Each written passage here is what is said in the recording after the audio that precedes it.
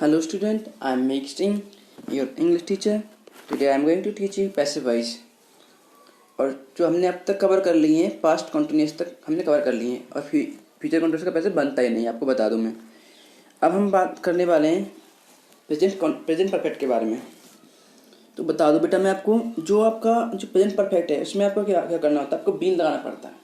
देखिए ऑब्जेक्ट तो आएगा आपका उठ के ऑब्जेक्ट, फिर आपका हैज़ और हैव और बीन, फिर एम बी थर्ड और बाई सब्जेक्ट। अब आपने ये तो लगा दिया कि बीन आया है, लेकिन इसका लॉजिक क्या है, क्यों आया है बीन।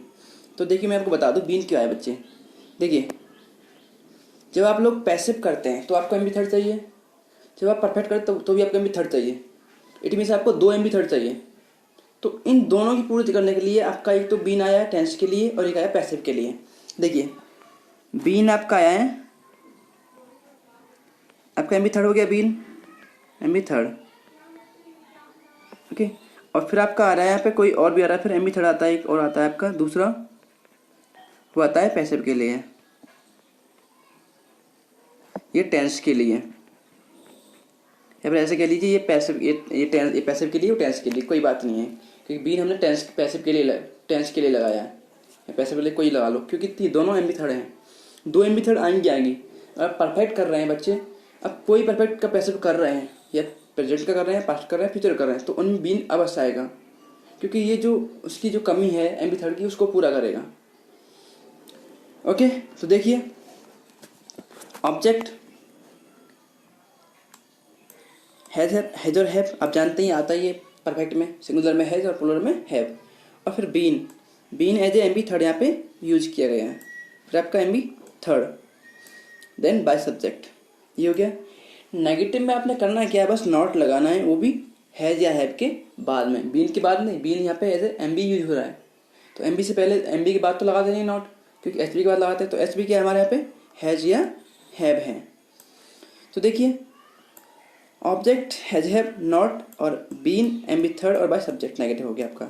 अब इंटरोगेटिव देख लीजिए, पहले आएगा आपका W H word, then has या हैव में से एक जो आपको लगे कि ये सिंगुलर है तो हैज, प्लूरल तो हैव, फिर ऑब्जेक्ट।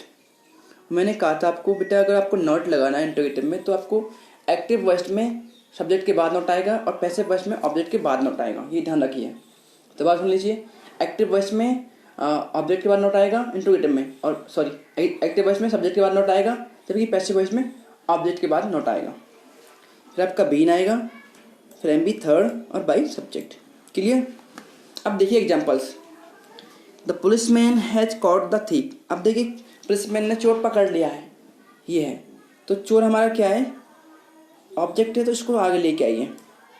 द थीप सिंगुलर है तो हैज आ जाएगा, फिर बीन और M B third by subject, the policeman, by the policeman.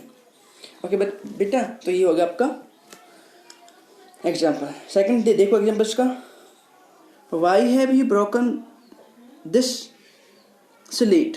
अब ये ना आपका ये वाला स्लेट तो आपका दिस स्लेट तो हो गया ऑब्जेक्ट, ठीक है। इससे पहले क्या आ रहा है आपका डब्ल्यू एच वर्ड आ रहा है, तो पहले आपको वो लगाना है। ये देखो आपका डब्ल्यू एच वर्ड आ रहा है, वाई आ रहा है, तो सबसे पहले वाई, फिर क्या मांग रहा है हमसे, वो हैज या हैव, तो हैज लगा दिया क्योंकि सिंगुलर। फिर this slate been broken by you.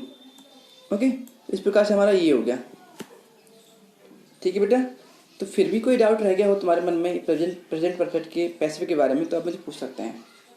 और आपने पहले वाले वीडियो नहीं देखे तो बेटा आप पहले वो देख लें क्योंकि वो मैटर करते हैं। ओके, ग्रामर को अगर आपको डीपली समझना है तो आपको हर टॉपिक को कॉन्सेप्चुअली पढ़ना पड़ेगा। Okay, thank you.